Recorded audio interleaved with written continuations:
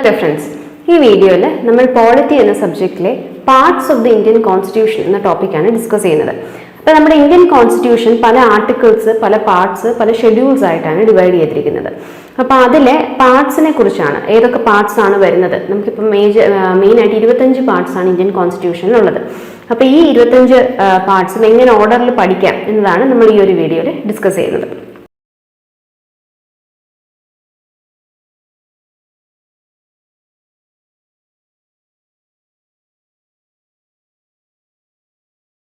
തന്നെ നമ്മുടെ constituent assembly Indian constitution adopt ചെയ്ത ദിവസം അതൊന്ന് പറഞ്ഞു തുടങ്ങുകയാണ്. 26 നവംബർ 1949 ആണ് constituent assembly Indian constitution adopt ചെയ്തത്. എന്നുള്ളത് നിലവിൽ വന്നത് അടുത്ത വർഷമായ 1950 നമ്മുടെ റിപ്പബ്ലിക് ഡേ എന്നാണ് 26 ജാനുവരി. അപ്പോൾ അന്ന് കോൺസ്റ്റിറ്റ്യൂഷൻ നിലവിൽ വന്നപ്പോൾ ആകെ 22 പാർട്സേ ഉള്ളായിരുന്നു. 22 പാർട്സും 8 ഷെഡ്യൂളും 395 ആർട്ടിക്കിൾസും ആയിരുന്നു ഉണ്ടായിരുന്നത്. പിന്നീട് വർഷങ്ങളോളം ഉള്ള അമെൻമെന്റ്സ് കഴിഞ്ഞ് ഇപ്പോൾ നിലവിലുള്ളത് 25 പാർട്സ് ആണ്. അപ്പോൾ ഈ 25 പാർട്സ് നമുക്ക് ഏതൊക്കെയാണെന്നുള്ളത് നോക്കാം. പാർട്ട് 1 നമുക്ക് വരുന്നത് യൂണിയൻ ആൻഡ് ഇറ്റ്സ് ടെറിട്ടറീസ്, അതായത് നമ്മുടെ കൺട്രി, പല സ്റ്റേറ്റ്സ്, ഓരോ സ്റ്റേറ്റ്സിന്റെ ഏരിയ, ഈ കാര്യങ്ങളൊക്കെയാണ് പാർട്ട് 1 ഡിസ്കസ് ചെയ്യുന്നത്. പാർട്ട് 2 സിറ്റിസൺഷിപ്പിനെ കുറിച്ചാണ് ഡിസ്കസ് ചെയ്യുന്നത്. അതായത് ഒരു ഇന്ത്യൻ സിറ്റിസൺഷിപ്പ് നേടാൻ എന്തൊക്കെയാണ് മാർഗങ്ങൾ, അതേപോലെ സിറ്റിസൺഷിപ്പ് നഷ്ടപ്പെടാനുള്ള മാർഗങ്ങളും ഈ ഒരു പാർട്ടിൽ ഡിസ്കസ് ചെയ്യുന്നുണ്ട്. പാർട്ട് 3 ഫണ്ടമെന്റൽ റൈറ്റ്സിനെ കുറിച്ചാണ് ഡിസ്കസ് ചെയ്യുന്നത്. ഇന്ത്യയിൽ താമസിക്കുന്ന ആൾക്കാർക്ക് കിട്ടുന്ന ഫണ്ടമെന്റൽ റൈറ്റ്സ് എന്തൊക്കെയാണ് എന്നതാണ് പാർട്ട് 3 ഡിസ്കസ് ചെയ്യുന്നത്. Part 4 directive principles of state policy, അതായത് നിയമങ്ങൾ ഉണ്ടാക്കാൻ നേരം എന്ത് പ്രിൻസിപ്പിൾസ് മനസ്സിൽ വെച്ചുകൊണ്ട് വേണം നിയമങ്ങൾ ഉണ്ടാക്കാൻ, അതായത് എങ്ങനെ ഈ നിയമങ്ങൾ നമ്മുടെ സൊസൈറ്റി അഫക്റ്റ് ചെയ്യുന്നു എന്ന കാര്യങ്ങളാണ് ഈ ഡയറക്റ്റീവ് പ്രിൻസിപ്പിൾസ് ഓഫ് സ്റ്റേറ്റ് പോളിസിയിൽ ഡിസ്കസ് ചെയ്യുന്നത്. പാർട്ട് 4A നമ്മുടെ ഇന്ത്യൻ സിറ്റിസൻസിന്റെ ഫണ്ടമെന്റൽ ഡ്യൂട്ടീസിനെ കുറിച്ചാണ്, രാജ്യത്തോടുള്ള നമ്മുടെ ഫണ്ടമെന്റൽ ഡ്യൂട്ടീസ് ആണ് ഈ പാർട്ട് 4A ഡിസ്കസ് ചെയ്യുന്നത്. പാർട്ട് 5 ദ യൂണിയനെ കുറിച്ച്, നമ്മുടെ കൺട്രി, സെൻട്രൽ ഗവൺമെന്റിനെ കുറിച്ചാണ് പാർട്ട് 5 ഡിസ്കസ് ചെയ്യുന്നത്. പാർട്ട് 6 സ്റ്റേറ്റ്സിനെ കുറിച്ചാണ്. അപ്പം നമ്മുടെ ഇന്ത്യയിലുള്ള സ്റ്റേറ്റ്സ്, അതിന്റെ ഫങ്ഷൻസ്, അങ്ങനത്തെ ഇമ്പോർട്ടൻറ്റ് കാര്യങ്ങളെല്ലാമാണ് പാർട്ട് 6 ഡിസ്കസ് ചെയ്യുന്നത്. പാർട്ട് 7 പിന്നീട് റിമൂവ് ചെയ്യപ്പെട്ട ഒരു പാർട്ടാണ്. അപ്പം അതിനെക്കുറിച്ച് നമുക്ക് പഠിക്കേണ്ട. പാർട്ട് 8 ഏതാണെന്നുള്ളത് നോക്കാം. പാർട്ട് 8 നമ്മുടെ യൂണിയൻ ടെറിട്ടറീസിനെ കുറിച്ചാണ് ഡിസ്കസ് ചെയ്യുന്നത്. പാർട്ട് 9 പഞ്ചായത്സിനെ കുറിച്ച്, അത് കഴിഞ്ഞുള്ള പാർട്ട് 9A മുനിസിപ്പാലിറ്റീസിനെ കുറിച്ചാണ് ഡിസ്കസ് ചെയ്യുന്നത്. ഇനി പാർട്ട് 9B അടുത്ത പാർട്ടിൽ നമുക്ക് കോപ്പറേറ്റീവ് സൊസൈറ്റീസ്, അതിന്റെ ഫോർമേഷൻ, അങ്ങനത്തെ കാര്യങ്ങളൊക്കെയാണ് ഡിസ്കസ് ചെയ്യുന്നത്. പാർട്ട് 10 ഷെഡ്യൂൾഡ് ട്രൈബൽ ഏരിയാസിനെ കുറിച്ചാണ് ഡിസ്കസ് ചെയ്യുന്നത്.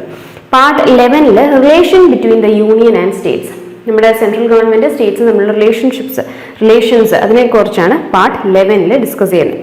Part 12 finance, property, contracts and suits, ഈ ടോപ്പിക്സിനെ കുറിച്ചുള്ള പ്രൊവിഷൻസ് ആണ് നമുക്ക് പാർട്ട് 11 വരുന്നത്. പാർട്ട് 12 പാർട്ട് 13 വരുന്നത് trade, comers and intercourse within territory of India. Part 14 service under the union and the States, അതായത് നമുക്ക് ഈ പബ്ലിക് സർവീസ് വരുമല്ലോ, നമുക്ക് PSC jobs, central PSC jobs, അങ്ങനത്തെ ജോബുകൾ, അതിനെക്കുറിച്ചാണ് പാർട്ട് 14 വരുന്നത്. പാർട്ട് 14A ട്രൈബ്യൂണൽസിനെ കുറിച്ചാണ്, അതായത് ഈ പല ഇഷ്യൂസ് വരാൻ നേരം ജുഡീഷ്യൽ ട്രൈബ്യൂണൽ ഫോം ചെയ്ത് അതിനെക്കുറിച്ച് അന്വേഷിക്കാൻ എന്നൊക്കെ നമ്മൾ ന്യൂസിൽ കേട്ടിട്ടുണ്ടല്ലോ. അപ്പോൾ ഈ ട്രൈബ്യൂണൽസിന്റെ ഫോർമേഷനെ കുറിച്ചൊക്കെയാണ് ഈ ഒരു പർട്ടിക്കുലർ പാർട്ട് ഡിസ്കസ് ചെയ്യുന്നത്. ഇനി പാർട്ട് 15 ഇലക്ഷൻസിനെ കുറിച്ചുള്ള ഡിസ്കഷൻസ് ആണ്. Part 16 special provisions relating to certain classes, അതായത് നമ്മുടെ സർട്ടൻ ക്ലാസസ്, അതായത് ഇപ്പോൾ backward communities, economically weaker sections, scheduled caste, scheduled tribe, അങ്ങനത്തെ സ്പെഷ്യൽ ക്ലാസസിനെ കുറിച്ചുള്ള ഡിസ്കഷൻസ് ആണ് ഈ പാർട്ട് 16 വരുന്നത്. പാർട്ട് 17 ഒഫീഷ്യൽ ലാംഗ്വേജസിനെ കുറിച്ചുള്ള ഡിസ്കഷൻസ് ആണ്. പാർട്ട് 18 എമർജൻസി പ്രൊവിഷൻസ്, അതായത് ഒരു എമർജൻസി ഡിക്ലെയർ ചെയ്യുവാണെങ്കിൽ ശ്രദ്ധിക്കേണ്ട കാര്യങ്ങളൊക്കെയാണ് ഈ എമർജൻസി പ്രൊവിഷൻസ് പാർട്ട് 18 വരുന്നത്. പാർട്ട് 19 മിസ്ലേനിയസ് ആയിട്ടുള്ള കുറച്ച് ടോപ്പിക്സ്. പാർട്ട് 20 അമെൻമെന്റ്സിനെ കുറിച്ചുള്ള ഡിസ്കഷൻസ് ആണ്. നമ്മുടെ കോൺസ്റ്റിറ്റ്യൂഷനിൽ എന്തെങ്കിലും ചേഞ്ച് വരുത്തുമ്പോഴാണ് അതിനെ കോൺസ്റ്റിറ്റ്യൂഷണൽ അമെൻമെന്റ്സ് എന്ന് വിളിക്കുന്നത്. അപ്പോൾ ഈ ഒരു അമെൻമെന്റ്സിനെ കുറിച്ചുള്ള ഡിസ്കഷനാണ് പാർട്ട് 20 വരുന്നത്. ഇനി part 21 temporary, transitional and special പ്രൊവിഷൻസിനെ കുറിച്ചാണ്. പാർട്ട് 22 ഷോർട്ട് ടൈറ്റിൽസിനെ കുറിച്ചാണ്.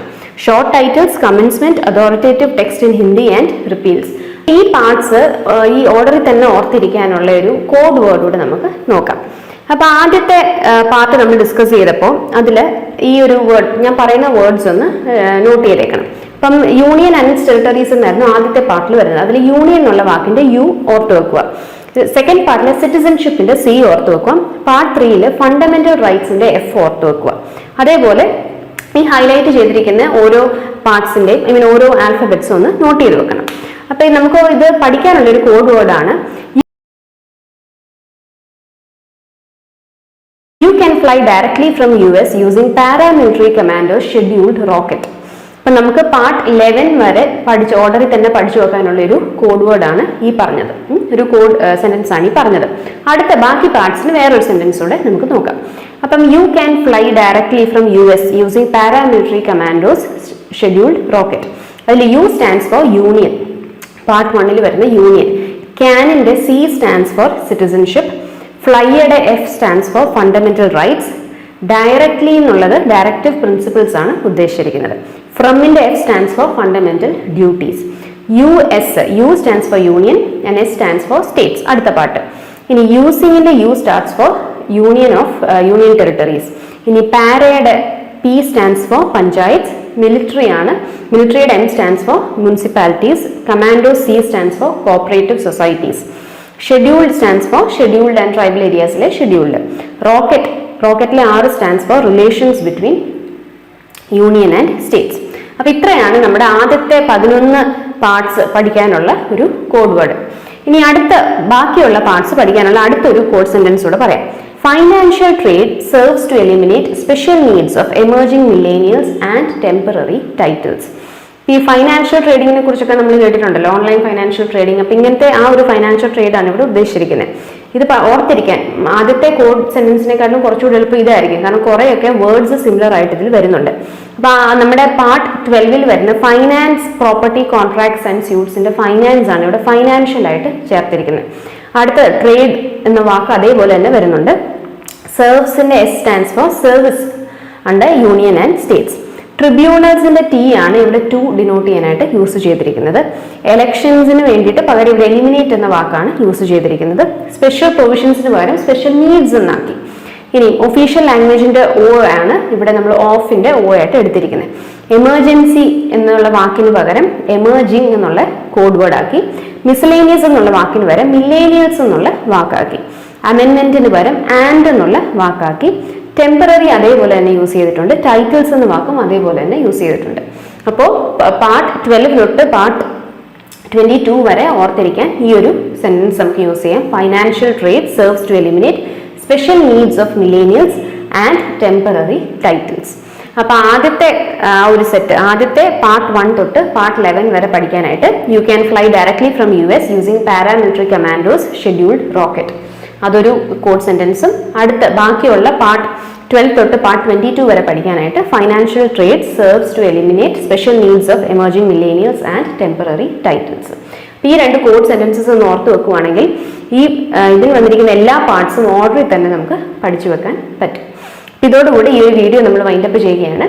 മറ്റൊരു ടോപ്പിക്കുമായിട്ട് അടുത്ത വീഡിയോയിൽ കാണാം. Thank you.